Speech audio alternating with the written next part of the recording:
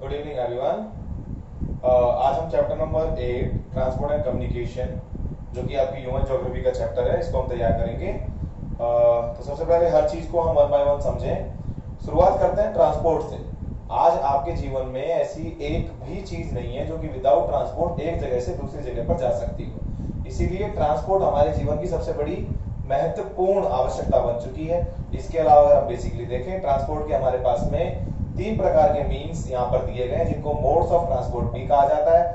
First one is land transport, after that water transport and last one is air transport. लेकिन आज के समय में एक नई चीज इसमें और जुड़ गई है, this one is pipeline. Pipelines नया माध्यम है। पाइपलाइन के माध्यम से हम बहुत सारी चीजों को यूज में ले रहे हैं। बेसिकली देखा जाए तो आपके लिए ज्यादा बड़ी बात नहीं होगी, घरों में जो नल आता है, जो सुबह पानी आता है, उसके माध्यम से आपको इस बारे में पता ही होगा कि पाइपलाइंस की आपके जीवन में क्या जगह है। इसके अलावा हम रोड ट्रांसपोर्ट की बात करें तो रोड ट्रांसपोर्ट को अलग अलग कैटेगरीज में डिवाइड किया गया है, जैसे कि गोल्डन क्वाड्रिलेटरल। इसके अलावा अगर हम देखें north east south and east west corridors. इसके अलावा अगर हम देखें तो स्टेट हाईवेज, उसके अलावा बॉर्डर रोड्स। बेसिकली अगर देखा जाए तो गोल्डन क्वाड्रिलेटरल हमारे देश के 4 महानगरों को आपस में जोड़ता है। इसी तरीके से पूरी दुनिया के अंदर भी अलग अलग क्षेत्रों के अंदर अनेकों प्रकार के रोड बनाए जाते हैं।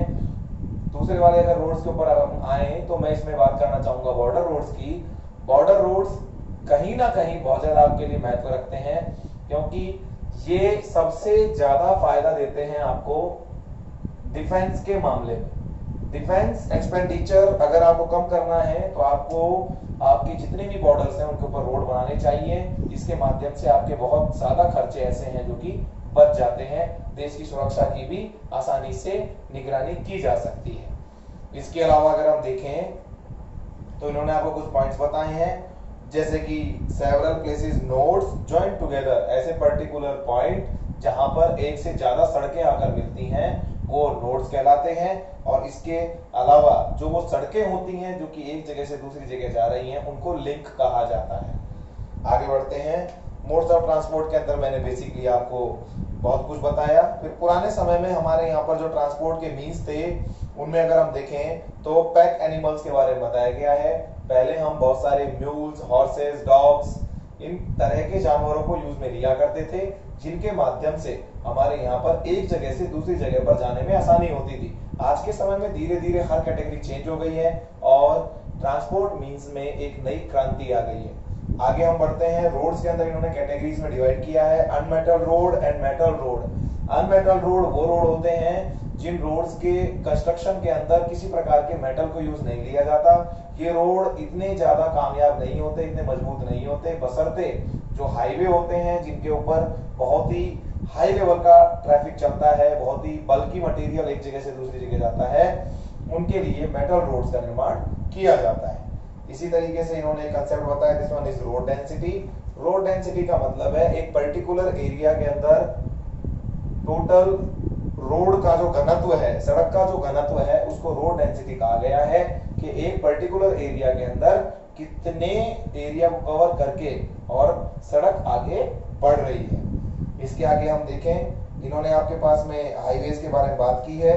हाईवेज बहुत ही हाई क्वालिटी के अच्छे लेवल के रोड होते हैं जो कि किसी भी एक महानगर को दूसरे महानगर से जोड़ते हैं और इनकी इंपॉर्टेंस बहुत ज्यादा होती है। ये एक तरह से देश की लाइफलाइन होते हैं। अगर हम देखें बॉर्डर रोड, मैंने उसके बारे में आपको बता ही दिया। फिर इन्होंने लैंड ट्रांसपोर्ट में रेलवेज को डाला है।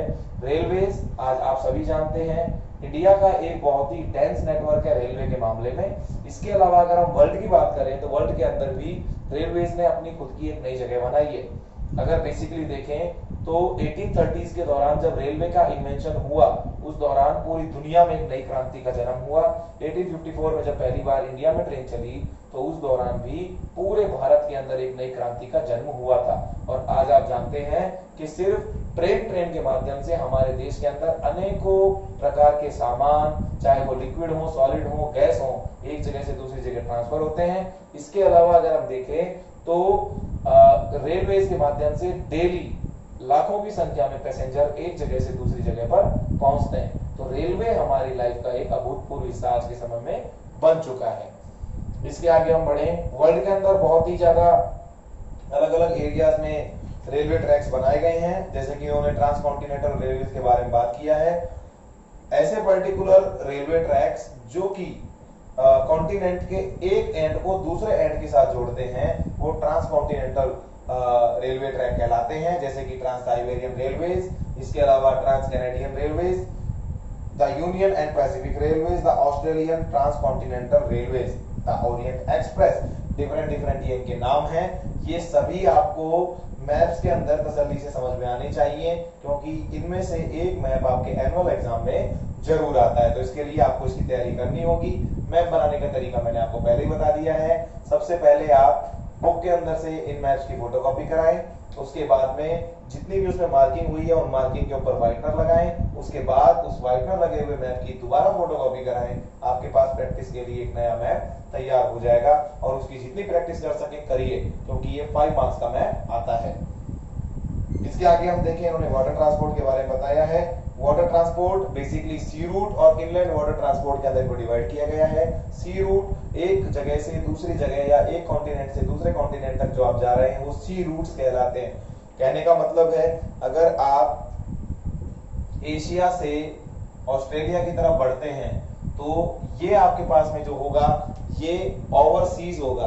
कहने का मतलब है ये बेसिकली सी रूट कहलाएगा। और अगर सिर्फ आप ऑस्ट्रेलिया के अंदर ही एक जगह से दूसरी जगह पर ट्रांसफर करते हैं तो ये आपके पास में इनलैंड वाटरवेज का एग्जांपल कहलाएगा। इनलैंड वाटरवेज 12 महीने काम नहीं करता, ये उस दौरान काम करता है जबकि पानी की मात्रा नदियों में बढ़ती है। और अगर हम बात करें ओवरसीज रूट्स की, तो इसके अंदर पूरे साल पानी रहता है, तो यहाँ पर ट्रांसपोर्ट चलता रहता है। यहाँ पर कुछ छोटे नेविगेशन शिप्स चलाए जाते हैं जो कि इनलैंड वाटरवेज में आते हैं। और इसके अलावा अगर हम बड़े शिप्स की बात करें लाइक टाइटैनिक, तो वो मैक्सिमम बड़े शिप ओशियन रूट के ऊपर चलते हैं, जिनको हम सी रूट्स कहते हैं।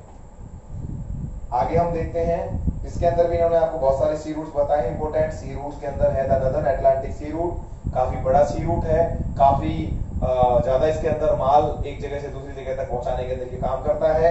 इसके अलावा the Mediterranean Indian ocean sea route, मैं आपको पहले इस बारे में कह चुका हूं, अगर आप तसल्ली से मैप की प्रैक्टिस करेंगे तो आपको ये सभी कुछ ऑन टिप्स याद हो जाएगा। अगर आपने मैप प्रैक्टिस नहीं की तो ये चैप्टर आपके लिए कुछ भी नहीं रखता है। The Cape of Good Hope sea route, the North Pacific sea route, the South Pacific sea route, coastal shipping. Coastal shipping इन्होंने आपको बताया है, ये भी एक नया कंसेप्ट है। जितने जो कोस्टल एरियाज हैं, जो किसी पर्टिकुलर कंट्री का जो किनारे वाला हिस्सा होता है, वहां पर भी छोटे छोटे शिप्स को एक जगह से दूसरी जगह पर चलाया जाता है, जिससे कि टूरिज्म को बढ़ावा मिले और साथ ही साथ सामान एक जगह से दूसरी जगह पर पहुंचाया जा सके। इसके अलावा आता है शिपिंग कैनल्स, छोटी छोटी नहर टाइप की बनाई गई, जिनसे बहुत दूर के जो रास्ते थे उनको छोटा किया गया। एटलीस्ट अगर देखिए सुएज कैनाल के बारे में अगर आप देखें तो सुएज कैनाल ने अप्रॉक्स देखा जाए तो बहुत बड़ा एक सफर बीच में से इसने हल्का कर दिया है और 2 अलग अलग एंड्स को आपस में जोड़ दिया है। इसी तरीके से पनामा कैनाल के बारे में भी आपको यहाँ पर काफी लिखा दिया गया है। और तकरीबन अगर देखें, इसने पनामा कैनाल ने तकरीबन 13,000 किलोमीटर का डिस्टेंस कम कर दिया है। ये बहुत बड़ा डिस्टेंस है, इस डिस्टेंस को इसने कम किया है। कहने का मतलब इन कैनाल्स का चाहते हुए ना चाहते हुए आपके जीवन के अंदर नेविगेशन डिपार्टमेंट के अंदर बहुत बड़ा योगदान है। इनलैंड वाटरवेज, जैसे कि मैंने आपको बताया, ये जब वाटर फ्लो ज्यादा होता है उस दौरान यूज में लिया जाता है और ये देश के अंदर ही काम करता है, उसके बाहर नहीं।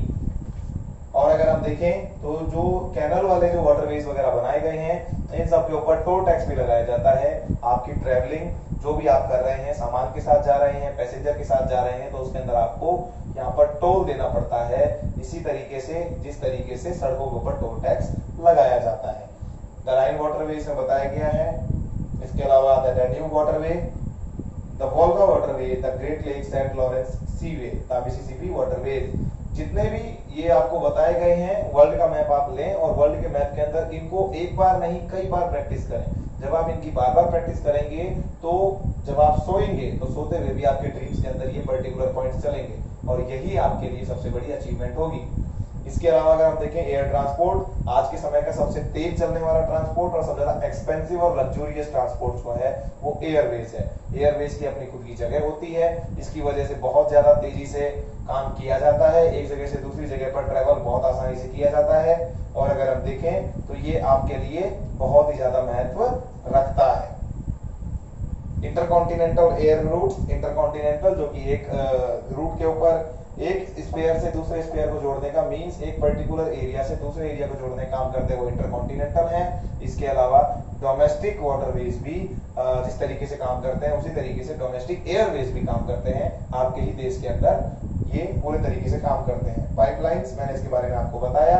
महंगे से महंगा material, solid material, gas and liquid, तीनों प्रकार के मटेरियल इसमें आसानी से ट्रेवल किए जा सकते हैं। सॉलिड मटेरियल को आगे बढ़ाने के लिए आपको स्लरी का यूज करना पड़ता है। Slurry, the combination of solid and liquid, this is called slurry. ये आप अगर पाइपलाइन के माध्यम से एक जगह से दूसरी जगह ट्रेवल करें तो आपको इससे काफी ज्यादा फायदा मिलता है। इसके अलावा अगर हम देखें तो हमारी बुक का लास्ट, इसमें अभी जो चैप्टर का कंसेप्ट है दिस वन इज कम्युनिकेशन। आपकी लाइफ का आज का सबसे बड़ा फैक्टर है this one is communication. Without communication कुछ नहीं हो सकता। पुराने समय में आपने इस बात को बहुत तरीके से देखा कि हमारे पास में कम्युनिकेशन के ज्यादा मीन्स नहीं थे। एक संदेश को दूसरी जगह पर पहुंचाने में काफी लंबा समय लगता था और उस पूरे समय को पूरा करते करते काफी समय बीत जाता था और कभी कभी तो उस संदेश तक पहुंचते पहुंचते और उस पर्टिकुलर जगह तक जाते जाते उस बात की कोई वैल्यू ही नहीं बचती थी। आज के समय में सब कुछ बदल गया है। मोबाइल फोन्स आज के समय की सबसे बड़ी क्रांति। अगर हम देखें मोबाइल फोन्स के अंदर आज के समय में मैक्सिमम हर चीज है। आप बात करें मल्टीमीडिया की, मल्टीमीडिया कंप्लीट तरीके से काम करता है। इंटरनेट, इसके अलावा अगर हम देखें किसी प्रकार के सर्च इंजन को आप इसमें यूज ले सकते हैं और अनेकों प्रकार की एजुकेशनल ट्रिक्स और एजुकेशनल एप्स आज के समय में अवेलेबल हैं जो कि कंटिन्यूअस बहुत ही तेज गति से आज के इस समय को, इस दौर को बदलने में लगे हुए हैं। बीते 20 साल के अंदर अगर हम देखें तो बहुत ज्यादा बदलाव आ चुका है पूरी दुनिया के अंदर और ये क्रांति आने वाले समय के लिए यादगार क्षण होगा। आगे हम देखें सैटेलाइट कम्युनिकेशन। अगर हम देखें पूरे देश को, पूरी दुनिया को आपस में जोड़ने का जो संबंध है वो सैटेलाइट ने पूरा किया है। सैटेलाइट, हमारे यहाँ पर आर्टिफिशियल सैटेलाइट बनाए जाते हैं जो अर्थ के ऊपर चक्कर काटते रहते हैं और जरूरत पड़ने पर, समय पड़ने पर हमें सिग्नल पास करते हैं। कुछ छोटी छोटी गलतियां हैं जो कि इसकी वजह से हो भी रही हैं, डिसएडवांटेजेस भी कहीं ना कहीं सैटेलाइट सिग्नल से हैं, लेकिन अगर आज के दौर को देखें तो इसकी एडवांटेजेस के साथ हमको जाना होगा। और लास्ट हमारा कंसेप्ट आता है this one is internet. Internet आज के समय की सबसे बड़ी जरूरत है। बिना इंटरनेट के आज के समय में ज्यादातर मॉडिफिकेशन नहीं हो सकता। कोरोना काल का जो इस दौर चल रहा है, इस दौर के अंदर भी इंटरनेट ने ही कहीं ना कहीं लोगों की सोच को पकड़ा है, एजुकेशन को एक नया आयाम दिया है और जो भी कुछ आज के समय में हम कर रहे हैं वो सभी कुछ इंटरनेट से जुड़ा हुआ है। मेरे कहने का सिर्फ इतना सा सेंस है कि अगर आज के समय में हम देखें तो आज की दुनिया को जो चीज बना रही है वो कम्युनिकेशन है और इस कम्युनिकेशन को बनाने के लिए इंटरनेट, सैटेलाइट, इन सभी का बहुत अच्छा कांटेक्ट, मेल जोल हमको चाहिए। तो मैं चाहूंगा कि आप इस चैप्टर को दोबारा से एक बार पढ़ाई करें, तसल्ली से इस चैप्टर के बारे में तैयारी करें और इसकी वर्कशीट्स और सारे काम को कंप्लीट करके अपने पास रखें। Okay, thank you.